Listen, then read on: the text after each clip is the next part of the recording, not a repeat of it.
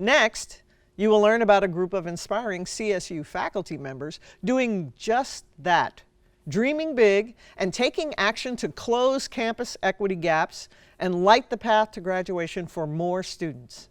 Here, to celebrate the recipients of the CSU's 2020 Faculty Innovation and Leadership Awards and spotlight this year's winners, is my colleague and friend, Dr. Francisca Bear, professor, author, and director of the Jack H. Brown College Office of Academic Equity at Cal State San Bernardino. Take it away, Doctor. Thank you so much for the wonderful introduction, Professor Irwin. Had been so energized, I must say, this morning to hear all the wonderful stories of my colleague and hearing how they met those wonderful individuals that inspired them. And I was reflecting a little bit on my experience, and I had so many teachers, and honestly, some were excellent, some were good, some were average, but the key for me was those teachers, and many of them did that were positive and encouraging. When somebody said, you can make it, you can do it, that just made a difference for me. You know, the confidence that those teachers inspire always wanted to make me work harder and say, yes, that's right. That person believed in me. So that's really something important. So every year, we know that the CSU honor a small group of faculty, just like Professor Soto, right? With this prestigious Faculty Innovation and Leadership Award. Yeah. Honestly, we're filled with pride to be able to recognize them today and thank them for their leadership effort and improving all the outcome via this innovation practice. So what they have done, I think, is really paying off. So I would like you all to join me in recognizing this year as Team Award recipients.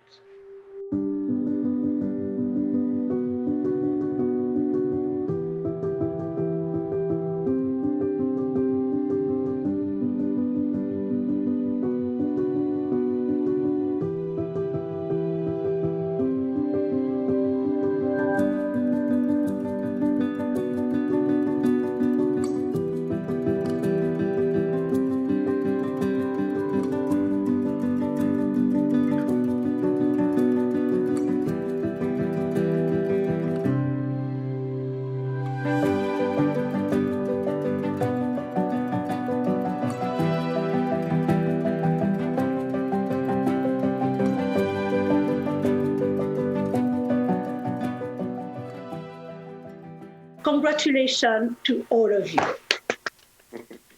Congratulations. So it is inspiring, right? It is energizing, it is inspiring to be a part of this wonderful group. And I'm really inspired, in fact, by the passion and the dedication of our faculty. And I'm honored to be joined by one of this year's amazing Faculty Innovation and Leadership Award recipient. Bonne new FILA. Dr. Roberto Soto is an assistant professor of mathematics at Cal State Fullerton. Dr. Soto, welcome. Thank you. And welcome. And thanks so much for being here. Mm-hmm. So I have, my gosh, it's my pleasure. It's my pleasure and my honor. And I really mean that. This is wonderful. Thank you. So I have a couple of questions for you. Mm-hmm. So I'm just going to ask you the question and just give us the answer, because those questions really represent the philosophy, of what this award is all about, or what you brought to the table. And it's just wonderful. Okay. So just two questions. So the first question, as a first-generation college graduate, you share a background with many of our CSU students. How has this experience, right, impact your pedagogical practices, the way you provide access, the way you supported our students? Okay, that's a really good question. So I usually start, well, for me, I remember being a first generation student, and sort of the most difficult part was finding community and finding answers. I didn't know, like, when I had a question, I didn't know who to turn to. My parents they were there to support me emotionally, but sometimes they didn't know who exactly I should go and turn and ask questions about. And I also remember being a little lost in the sense of, like, I'm not sure what I wanted to do with my career. I would love math, but what do you do with math? All I had seen was teachers at that point. So when I'm in my classroom and I'm thinking about my students and thinking about my first generation students in particular, I think about, how can I create an experience in the classroom where they feel supported? And so part of that to me means that we need to be actively engaged in the material and the content. And so one of the things I think about is, how can I get students to create community? How do I get them to work together? And so active learning is a big part of this. Students need to work together to solve problems. But then there is the second part, is what kind of problems are they solving? Well, if I want them to know what they can do with math or science, and the problems have to be relevant. The problems need to be something that sort of mimics or is close to research as possible. Otherwise, you can come out of a calculus class still thinking, so what do I use that for? How is that going to help me in my career? So I think there are two parts to it. There has to be good, solid content. But the second part, there needs to be good, active learning. Students need to engage with the material. They need to engage with each other, and they need to engage with me. And so as I think about my pedagogical practices, I think about that. How can I make my classroom a more welcoming environment? And then what does success mean for me, for the students, is that I think one thing I wish I had was choices. I felt like, I love being a high school teacher, but I felt I was pigeonholed. This is what you're going to do with math.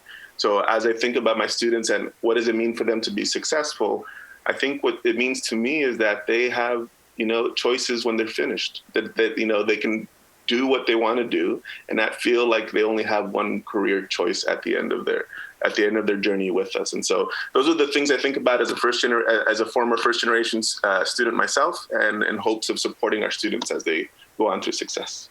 Thank you so much. Thank you very, very much. One more question. You're teaching mathematics and calculus, right? And when students hear calculus by itself, it means, this is going to be very, very difficult.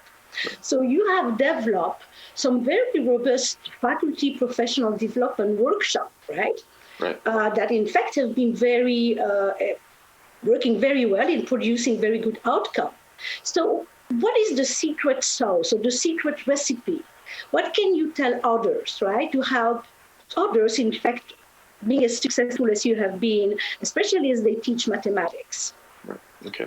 Well, secret, I always tell people it's not as secret as you think, but I think part of the reason we're being successful at Cal State Fullerton is that I'm actually sort of relatively new. It's only my 6th year. But we came into a community here at Cal State Fullerton, the math department, that's very supportive and is always trying new things, always trying to figure out a way to have students learn. We were one of the first departments to do supplemental instruction. We were one of the first departments to flip courses in our community. And so this idea of innovation seems to permeate through the whole department. And I think when we came in, it sort of motivated us to try things. We felt like we were allowed to try things. And I think having that community was very special. And so when Dr. Merzaki is my colleague, she and I have developed these professional development workshops. It's not just myself, but when we worked on this, we had both been high school teachers, and we both remembered workshops where you were lectured at about learning actively. And so the first thing that we decided is that we were going to approach learning the way we approach all learning, the way we approach learning math. So like I said earlier, students need to engage with the material. They need to engage with each other. They need to engage with the instructor, because that's how learning happens. This is the ideas behind learning. So when we want to do something with professional development, we want to instruct our faculty to engage with active learning by actively learning. So our workshops involve them. We mimic a lot of the strategies we use in our classrooms. We have them do the things we have our students do. But then, in addition to that, we form this community because they have to engage with each other. And what we end up doing is follow-ups to our workshops, where we talk about what did we try. Because just like in math, you don't learn math if you don't do math. You have to do math to learn it. Same thing with teaching actively or teaching when you want student-centered instruction, you need to try it. And just like in math, it may not go well the first time, and you may struggle a little bit. That's part of the process. That's okay. That's how we learn. And so to create a community to allow us to be able to practice, to talk to each other and see if we can find any solutions, I think that's been, and I don't call it secret because to me, that's actually in the literature. That's how we learn. And so we're just trying to implement the best practices for learning, not just for our students, but for our faculty as well. Thank you, and congratulations. Oh, hold on, I'm hearing something.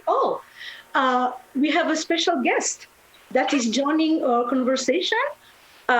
So welcome, special guest, right? And the guest is one of your former students.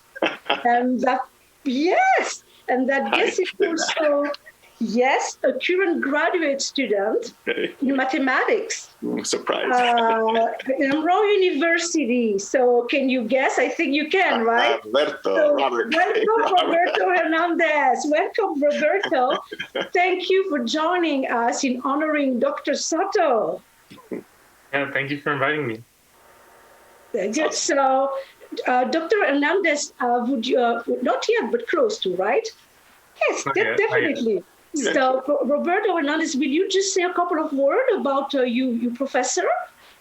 Yeah, of course. I mean, it's really been have met you, Dr. Soto. I mean, I remember freshman year when I took your calculus class, and not knowing anyone and feeling like you were the only person I can go and talk to because I had no other friends. And sometimes I remember when we would just hang out and just not even talk about math in your office. And even after that class ended, I told you I would I'd see you again. And I think I kept the promise. You did. Because every year I would just show up in your office every other day. And we just kept going, and you actually changed my life.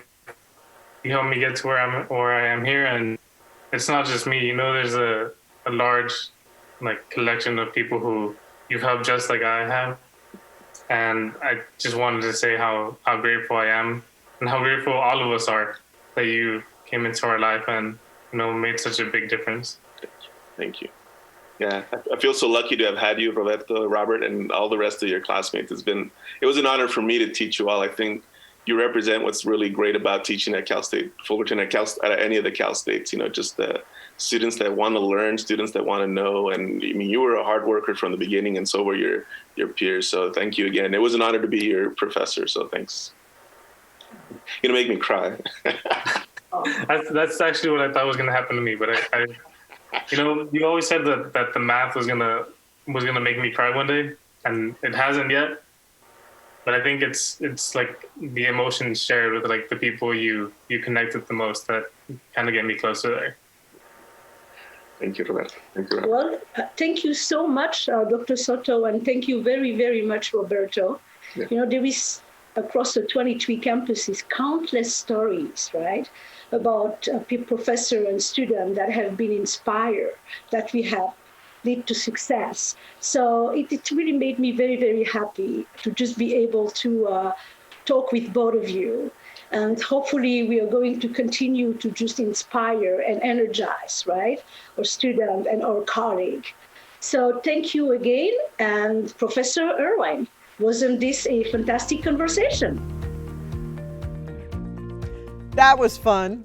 Thank you very much, Dr. Bear, and congratulations to our amazing FILA award winners and to all CSU faculty who play such an essential role in fostering student success in and out of the classroom.